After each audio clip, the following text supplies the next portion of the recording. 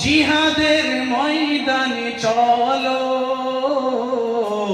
চলো চলো মুসলমান চলো, জিহাদের ময়দানে চলো, শহীদের ঈদগাহে চলো। উপস্থিত অত্র সভার সুযোগ্যময় সভার সভাপতি সাহেব, মঞ্চের উপর উলামায়ে কিরাম, সামনে বসে থাকা কোরআন পিপাসিত ভাই ও বাবারা আমার, পর্দার অন্তরে বসে থাকা মা ও বোনেরা, সর্বাগ্যে আমি সকলকে জানাই আমার আন্তরিক শুভেচ্ছা, অভিনন্দন, মুবারকবাদ।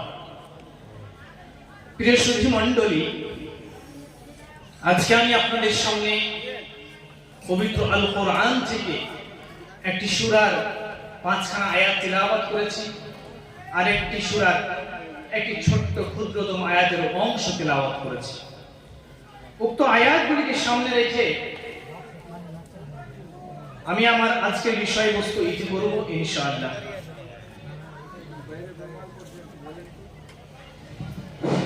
আসসালামু আলাইকুম।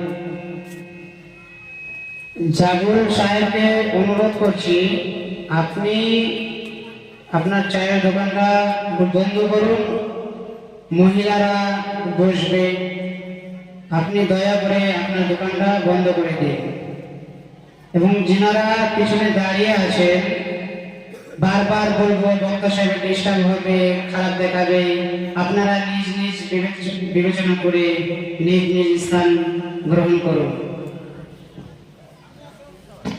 প্রিয় সুধী মণ্ডলী, আল্লাহ সুবহানাহু ওয়া তাআলা আমাদেরকে এই পার্থিব জগতে পাঠিয়েছেন। আমরা সকলেই জানি যে তার ইবাদতের জন্য তিনি আমাদেরকে একমাত্র সৃষ্টি করেছেন তার ইবাদত করার জন্য। ওমা খালাকাতুল জিন্না ওয়াল ইনসা ইল্লা লিয়াবুদুন। আমি জিন এবং ইনসানকে, মানুষকে সৃষ্টি করেছি একমাত্র শুধু আমার উপাসনা, আমার ইবাদত, আমার বندگی করার জন্য। আমি এবং আপনি আল্লাহ সুবহানাহু ওয়া তাআলা উপাসনা করব, তাকে ডাকব,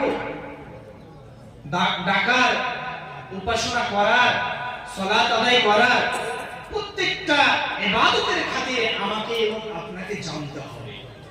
সে বিষয়ে তথ্যমূলক, প্রযুক্তিমূলক প্রত্যেকটা বিষয় খুঁটিনাটি করে আমাকে এবং আপনাকে জানতে হবে। আমি এবং আপনি যদি সালাত কিভাবে আদায় করতে হবে এই জ্ঞানটুকু যদি আমার না থাকে, তাহলে আমার সালাত, আমার ইবাদত আল্লাহর নিকটে গ্রহণীয় হবে না। তাই রাসূল আকরাম সাল্লাল্লাহু আলাইহি ওয়াসাল্লাম হাদিসের ভিতরে স্পষ্ট করে দিয়েছেন, সাল্লু কামা রাআইতুমুনি উসাল্লি। তোমরা আমাকে যেভাবে নামাজ পড়তে দেখো তেমনি ভাবে তোমরা সালাত আদায় করো। আমরা তো রাসূলকে দেখিনি, রাসূলের যুগ অতিবাহিত হয়ে গিয়েছে, কিন্তু রাসূলের কওল, রাসূলের কথা, তার ফেল, তার কর্ম, তার তাকরীর, তার ভাষণ, এই সমস্ত জিনিস হাদিসের ভিতরে বুখারী, মুসলিম, আবু দাউদ, নাসাঈ, তিরমিজি, ইবনে মাজাহ এই সমস্ত হাদিস গ্রন্থের ভিতরে লিপিবদ্ধ রয়েছে। নবী আকরাম সাল্লাল্লাহু আলাইহি ওয়াসাল্লাম পাশে মা বোন হোক কিংবা ভাইরা আমার যারা চিল্লা চাচা করছেন, একটুখানি সাউন্ডটা নিচু করুন, কারণ এখানে হাদিস এবং কোরআনের বাণী পেশ করা হচ্ছে। আর আপনারা যদি এইভাবে সাউন্ড করে আওয়াজ করেন, এটা কিন্তু বেয়াদবি হচ্ছে, এটা সবার বেয়াদবি।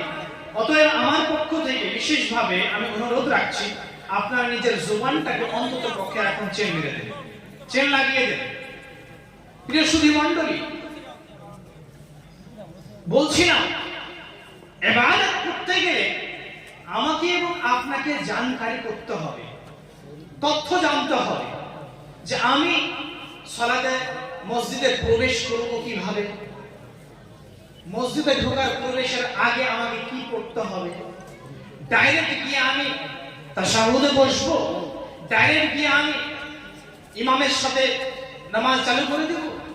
এই সমস্ত বিষয়গুলি আমাকে এবং আপনাকে খুঁটিনাটি করে জানতে হবে।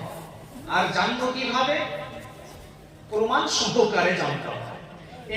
এমনিতে একজন আলেম বলে দিল যে এভাবে নামাজ পড়ো, কিন্তু আলেমের কথা বিশ্বাস রাখতে হবে, কারণ আল উলামা ওয়ারাসাতুল আম্বিয়া ইন্নামা ইয়াখশাল্লাহু মিন ইবাদিহিল উলামা। উলামাগণ হচ্ছেন আম্বিয়াদের ওয়ারিস, আর আমাকে দেখে যদি ভয় পায় কেউ তাহলে একমাত্র উলামাগণ পায়। সুবহানাল্লাহ। তাহলে যারা আলেমে দ্বীন, যে কথাগুলি, যে প্রযুক্তিমূলক কথাগুলি, যে সালাতের বিভাগগুলো আমাদের সামনে পেশ করে থাকে, সেগুলি অত্যন্ত নির্ভেজাল কোরআন এবং হাদিসের হওয়া চাই। তো এই কথাটা কোরআনের কথা বললেন, হাদিসের কথা বললেন, সহিহ হাদিস বললেন না জাল সহিহ হাদিস বললেন, এইটুকু জ্ঞান আমাকে এবং আপনাকে রাখতে হবে। প্রিয় সুধী মণ্ডলী,